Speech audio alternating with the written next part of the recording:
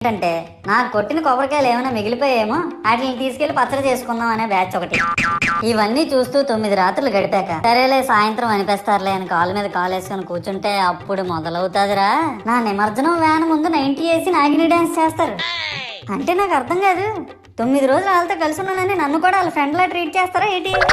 అబ్బా అబ్బా అబ్బా అబ్బా, మునిగినంత వరకు మనశ్శాంతి ఉండదురా బాబు నాకు. అంటే ఆ మాత్రం హడావడి లేకపోతే నీ గొప్పతనం 10 మందికి ఎలా తెలుస్తుంది స్వామి? ఇవన్నీ నీకు గొప్పలాగా ఉన్నాయారా? ఇప్పుడు 100-200 అడుగులు నా విగ్రహాన్ని తయారు చేస్తారు. నేను స్టడీగా నించుంటున్నాను కాబట్టి నాతో సెల్ఫీలు దిగుతున్నారు. అదే నేను రింగ్ రోడ్ లో నడిచాను అనుకో, పరిస్థితి ఏట్రా?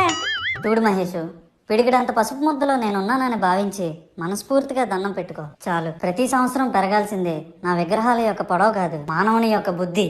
నన్ను నమ్మి ముందడుగేయు, నిన్ను నమ్మిన వారిని వెనకడుగేయకుండా చూడు. జై బోలో గణేష్ మహారాజ్ కి జై. సర్లే గాని ముందు మాస్క్ వేసుకో.